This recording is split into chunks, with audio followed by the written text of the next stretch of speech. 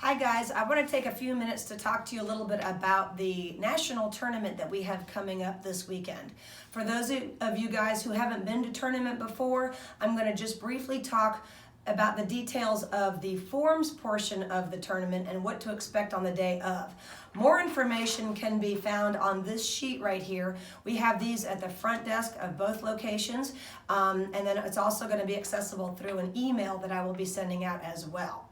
So when you get to the tournament site on the day of the tournament, you don't need to check in, you don't need to register or anything. All the information will already be there and the instructors will have it. By the time you get to the tournament, you should already know what ring assignment you have and what time you're supposed to be at your ring. We recommend getting to your ring 15 to 20 minutes prior to your scheduled time. And that's just to make sure that your student can feel acclimated with the space and feels comfortable with everything. One quick thing I do want to insert here is very important that everybody remembers to wear their full uniform to the event. Jacket, pants, and belt. No t-shirts are allowed at the tournament. And if you're an orange belt or above, you need to have your sparring gear with you, okay? Now, when you get to the event, if you're doing just the regular competition is forms and sparring. The entire competition will take place in one ring. So as you get there, you can just hang out by the ring. There will be a PA system that says a reminder for everybody to be at the ring, and they'll say, you know, ring 15, for example, your division's about to begin. So you want to make sure that you're at your ring at the time that your division is supposed to begin. The judges will already have a sheet with your child's name on it in the order. Then they'll have you guys do a little warm-up and have a seat. Parents, you're welcome to watch from the sidelines. There'll be some chairs over there. Now, the students come up one at a time to do their form. They get 2 attempts at tournament to do the form. So you come up to do your form. If you do the form correctly, then if you are in the first 3 competitors, after you've done your form, they'll have you sit over to the side. Then they have the second competitor come up, they do their form, they sit on the side. They do the same thing for the third. Now, if for some reason you have to do your form a second time, that would be if you add a technique, if you leave out a technique, or if you do something in the wrong order. The judges will say, you made a little mistake, we'd like to see you do the form again. It's always a good idea to take advantage of that second opportunity, because if the judges told you that they need to see you do your form again, there's probably a pretty good reason for that, okay? So if you have to do your form a second time, a deduction point is automatically deducted from the total of the score. So there are 3 judges. Let's say the average form score is an 8.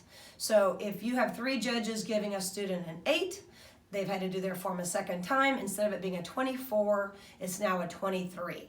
So it's not impossible to win a medal if you have to do your form again. But if you don't take advantage of that opportunity to do your form again, your form score may be lower than that. Okay, so after the first 3 have done their form, then numbers 4 and on will come up, do their form, and be scored immediately. Now, after all the students have done their form, if there is a tie in the top 4 spaces, so that'd be first, second, third, or fourth, there will be a tiebreaker.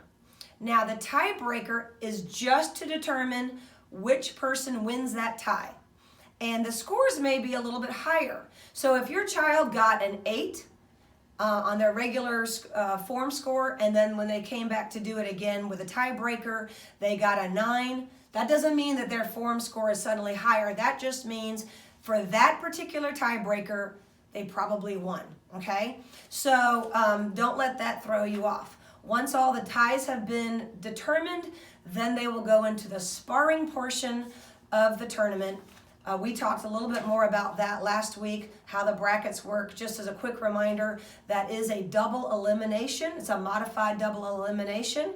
And then your child will do either their 1-steps, if they're a white or yellow belt, their combinations, if they're an orange or senior orange belt, or their continuous sparring, if they're a green belt or above. And again, just as a reminder, that is a 1-minute round if they're doing the continuous sparring, which is for the green belts and above. After everything is complete, we'll determine the winners, and then medals will be awarded in the ring, first, second, third, and fourth, in both forms and in the sparring portion of the competition. The only thing that happens outside of that ring is the board breaking challenge. This is open to students who are green belts and above. It is not mandatory, but it is encouraged. And students will be doing that at a different side of the ballroom. You'll see where the board breaking stations are set up. The students have 5 breaks that they're required to do. All the information about the breaks is in the checkout page that was set up through Spark, so you can take a look at that. They have 6 attempts to do 5 breaks. So that means if they miss a break, they can come back and do one of those breaks that they missed again. At the end of those 6 attempts, if they've broken 5 boards, they get gold. If they've broken 4 boards, they get silver. And if they've broken 3 boards, they get bronze. So there's only 3 medals in the board breaking challenge. So I know this is a lot of information to take in, but I did want to make sure you guys had a little video information that you could refer back to. I'll be posting this on YouTube as well as our Facebook page. And of course, if you have any other questions, feel free to ask the instructors, and any of us will be happy to answer. So I'm excited that you guys are going to be going to this event. As a quick reminder, the deadline to register for this national tournament is on January 19th. If you have any other questions, feel free to let us know.